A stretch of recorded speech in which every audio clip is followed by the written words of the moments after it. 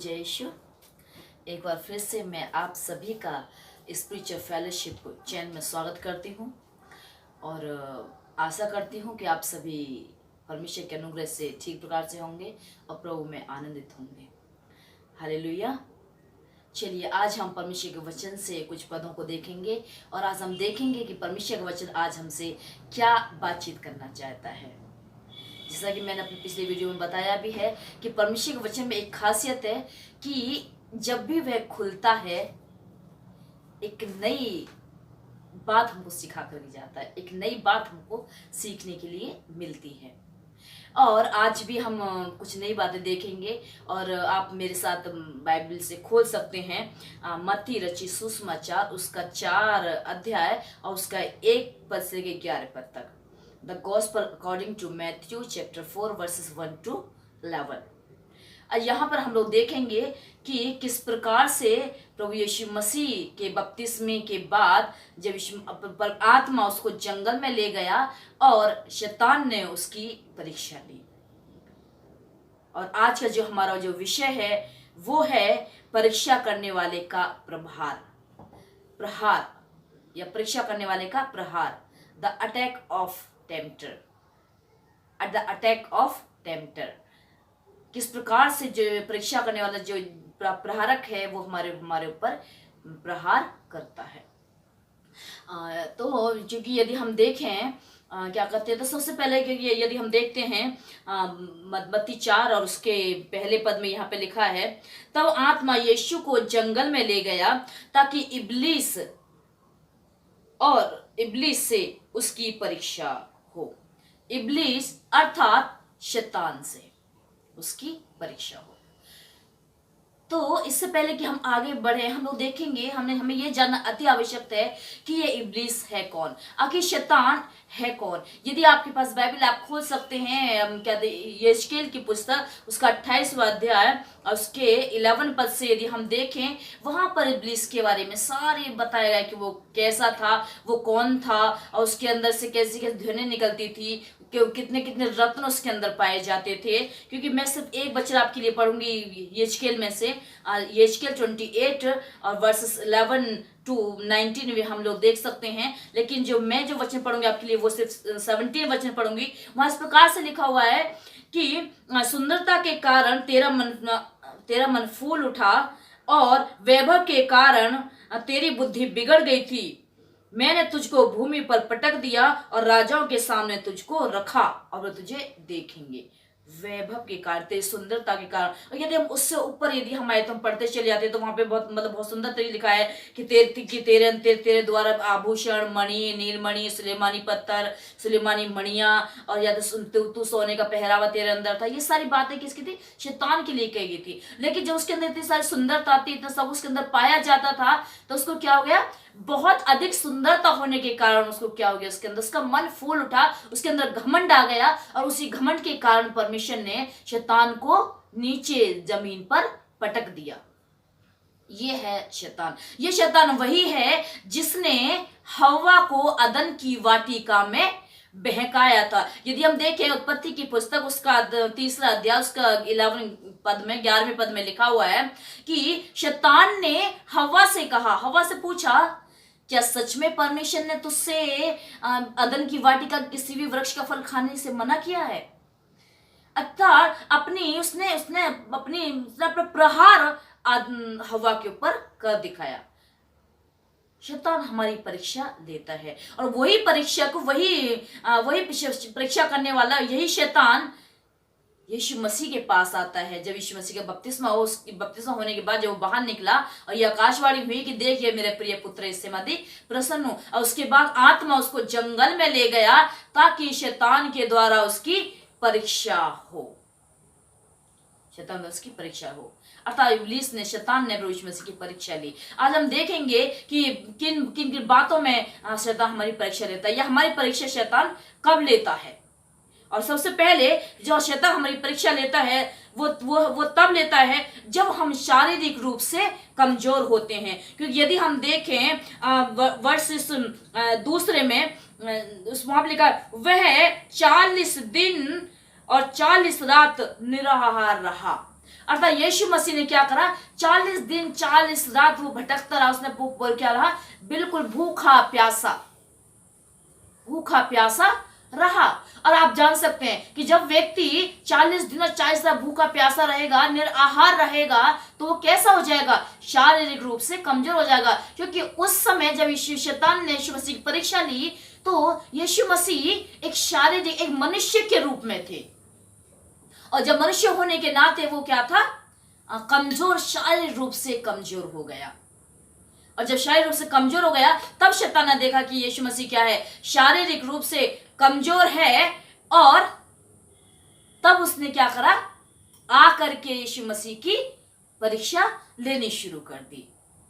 वैसे मैं और आप, कभी कभी ऐसा होता है कि जब हम प्रार्थना करते हैं, उपवास में बहुत ज्यादा समय बिताते हैं, परमेश्वर नजदीक आते हैं, और उसके बाद फिर क्या, हमारा शरीर कमजोर पड़ जाता है, और कमजोर होने के बाद तब क्या करता है, शैतान हमारे घर में बीमारियां डालता है, परेशानियां डालता है, लड़ाइयां, झगड़े, उपद्रव, दुष्ट आत्माएं, ये सब चीजें हमारे ऊपर लेकर के आना शुरू कर देता है। क्योंकि वो समझ जाता है कि अब ये क्या है, शारीरिक रूप से कमजोर पड़ चुका है, ये व्यक्ति शारीरिक रूप से कमजोर है। जैसे उसने देखा यीशु मसीह शारीरिक रूप से कमजोर है, वैसे उसके पास आ गया, उसकी परीक्षा लेनी शुरू कर दी।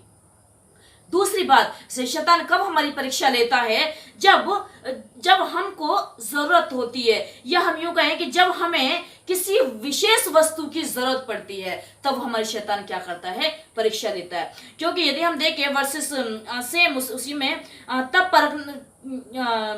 तब यीशु ने तब परखने वाले ने उसके पास आकर कहा, यदि तू परमेश्वर का पुत्र है तो कह दे कि ये पत्थर रोटियां बन जाएं।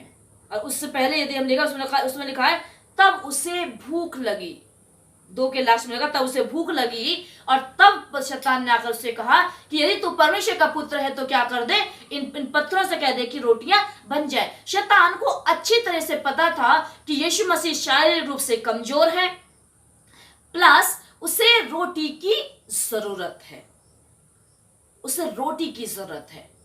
और उसने क्या कहा, उसको लालच दिया कि क्या करे तू, ये रोटियां इसकी जरूरत है, और ये मेरे लालच में फंस जाएगा, और क्या करेगा, मेरी आज्ञा का पालन करेगा।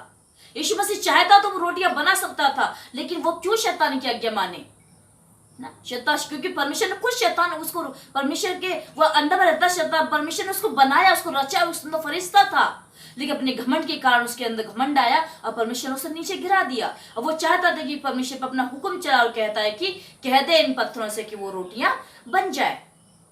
सेम उसी प्रकार वही परीक्षा वो हमारे जीवन में भी लाता है, जब हमको किस चीज की जरूरत होती है। सपोज करिए, यदि हम बहुत दिन से एक मकान के लिए प्रार्थना कर रहे हैं, और मकान हमको नहीं मिल पा रहा है, तो शैतान क्या करता है, वो इसको जरूरत है मकान की, क्या करता है, हमारे चारों तरफ से हमारी लालच खड़ा कर देगा ला करके, और ऐसा लालच दिखाएगा कि हम परमेश्वर से फिर के उस लालच की ओर भागना शुरू कर देते हैं, और हम लोग ये सोचते हैं कि शायद ये परमेश्वर की ओर से, परमेश्वर की योजना है। हम शैतान की योजना को नहीं समझ पाते हैं। क्यों? क्योंकि हम अपनी जरूरतों को ज्यादा महत्व देना शुरू कर देते हैं। यहाँ पर प्रभु यीशु मसीह उसकी परीक्षा में नहीं फंसे, क्योंकि प्रभु यीशु मसीह उसको जवाब देते हैं कि ये लिखा है, मनुष्य केवल रोटी से नहीं परंतु हर एक उस वचन से जीवित रहेगा जो परमेश्वर के मुख से निकलता है। इसलिए हमें क्या, स्ट्रांग रहने की जरूरत है, मजबूत रहने की जरूरत है, क्योंकि परमेश्वर हमको लालच नहीं देता है, परंतु जब हमको जरूरत होती है वो हमें डायरेक्ट दे देता है, हमें उससे कहने की जरूरत नहीं पड़ती और वो हमें दे देता है। इसलिए हम क्या करना है, हम शैतान की ओर ना देखो, लालच में ना फंस जाए अपनी जरूरत के चक्कर में, परंतु हमें क्या करना है, उस परमेश्वर से मांगे, वो हमें देगा। तीसरी बात कि हमें शैतान कब हमें परीक्षा लेता है, वो जब परीक्षा लेता है जब हम संसार की वस्तुओं की अपेक्षा करते हैं, संसार की वस्तुओं की अपेक्षा करते हैं। यहाँ पे यदि हम देखें वर्सेस 7 to 9 में, वहां पर क्या करते हैं, यदि हम देखें यीशु मसीह ने क्या करा, शैतान ने, तब फिर इब्लीस ने बहुत ऊंचे यीशु मसीह को बहुत ऊंचे पहाड़ पे ले गया और सारे जगत का वैभव दिखाया, और उसको दिखाकर उससे कहा कि तू गिरकर मुझे प्रणाम करे तो मैं ये सब सारा तुझे सब कुछ दे दूंगा। अब आप सब जानते हैं कि प्रभु यीशु मसीह जगत में क्यों आया, वो संसार को बचाने के लिए आया। ये शैतान जानता था कि यीशु संसार को बचाना चाहता है, वो संसार को जीतना चाहता है, ताकि शैतान के चुंगल से उसको बचा सके। वो मनुष्य को पाप से छुड़ाना चाहता था, तो छुड़ाने के लिए वो संसार में आया और शैतान इस बात से वाकिफ था और वो इसलिए क्या करता है, वो यीशु मसीह के सामने प्रस्ताव रखता है कि देख पूरा संसार मेरे हाथ में है और मैं क्या कर दूंगा, इसको तुझे दे दूंगा यदि तू मुझे गिरकर दंडवत करे। अर्थात जब हम किसी की अपेक्षा करते हैं, पर मैं यीशु मसीह को अपेक्षा थी कि संसार क्या करेगा, मेरी आराधना करेगा, मेरी स्तुति करेगा, मेरे पीछे हो लेगा, मेरी आज्ञा को मानेगा क्योंकि मैंने इसकी रचना की है। और क्या करा, वैसे ही हम लोग भी हैं। कई दफा हम लोग क्या कर देते हैं, हम अपेक्षाएं करने लगते हैं। हम भी अपेक्षाएं करते हैं और किससे, संसार से अपेक्षाएं करते हैं। और जो संसार से अपेक्षा करते हैं और केवल हमको नहीं मिल पाता है तो क्या होता है, हम लोग हम निराश हो जाते हैं, हम लालच में फंस जाते हैं और फिर तब शैतान हमारे पास अटैक करता है। और वो क्या करता है, हमारे पास ऐसा अटैक करता है कि हम क्या उस परीक्षा में फंसते हुए चले जाते हैं। याकूब की पत्री में ऐसा लिखा हुआ है कि जब किसी की परीक्षा हो वो ये ना कहे कि मेरी परीक्षा परमेश्वर ने ली है, क्योंकि किसी भी बुरे काम के लिए परमेश्वर किसी की परीक्षा नहीं लेता है। और यदि हम देखें यहाँ पर क्या हुआ, शैतान ने परीक्षा दी प्रभु यीशु मसीह की और क्या वो लेकिन पर अंत में क्या हुआ, उसको छोड़ करके चला गया। यीशु मसीह उसको डांटा, हे शैतान दूर हो जा। वैसे ही जब हम कमजोर होते हैं, जब हमें जरूरतें होती हैं, जब हम किसी की अपेक्षा करते हैं तो शैतान क्या करता है, हम पर अटैक करता है और हमको उस चीज का लालच देता है ताकि हम उस लालच में फंस जाए। अब सवाल ये उठता है कि हमें आखिर हम इस परीक्षा से कैसे बच सकते हैं, हम शैतान के अटैक से कैसे बच सकते हैं। उसके लिए मैं आपको बताना चाहूंगी, 3 बातें उसके लिए बताना चाहूंगी कि सबसे पहले हमें शैतान की योजनाओं को जानना अति आवश्यक है। क्योंकि यदि हम देखें 2 कुरिन्थियों उसका 2 अध्याय और उसके 11वें पद में साफ लिखा है कि शैतान का हम पर दाव ना चले क्योंकि हम उसकी युक्तियों से अनजान नहीं है। और उसी के इफिसियों 6 उसके 11 में लिखा है कि तुम शैतान की युक्तियों के सामने खड़े रह सको।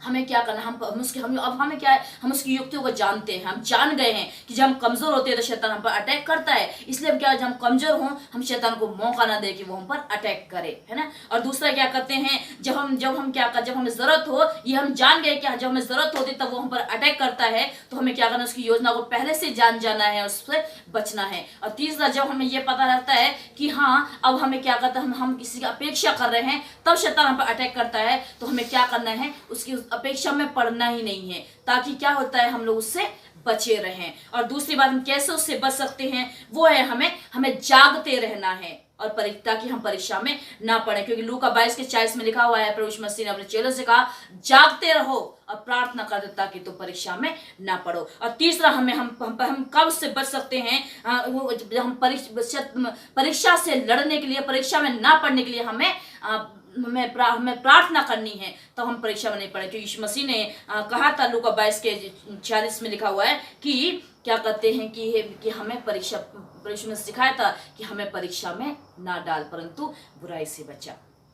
इसलिए पर क्या करता है, हमें क्या करने की आवश्यकता है, हमें ये सब चीजें, हम 3 बातें करने की आवश्यकता है। हमें जानना है उसकी योजनाओं को कि शैतान की योजना क्या है, और हम जान गए हैं, इसलिए हमें क्या करना है, परीक्षा में लड़ने की शक्ति है वो परमेश्वर देता है। और वो मुझे आशा है कि परमेश्वर आपको भी परीक्षा में लड़ने की सामर्थ्य देगा और आप भी इस परीक्षा से लड़ सकते हैं और शैतान को हरा सकते हैं। परमेश्वर इस वचन द्वारा आप सबको आशीष दे। आइए हम प्रार्थना करेंगे। पिता परमेश्वर, प्रभु जी हम प्रार्थना करते हैं, प्रभु तेरे धन्यवादों कि तूने हमें संभाला। प्रार्थना करते हैं हमारे बहन भाइयों के लिए जो यहाँ पर जितने मेरे वचन सुन रहे हैं, प्रभु जी आप इस वचन पे के द्वारा इनको आशीष दें प्रभु जी, और हर प्रकार की परीक्षा में इसको लड़ने की शक्ति और सामर्थ्य दे। ये परीक्षा में पार होते हुए आगे बढ़ते चले जाए। पिता परमेश्वर शैतान की चालों से इनको बचा के रखें। यदि कोई बीमार अपने छुएं और चंगाई दे, मसीह यीशु के नाम से प्रार्थना को मांगते हैं, आमीन। जय यीशु।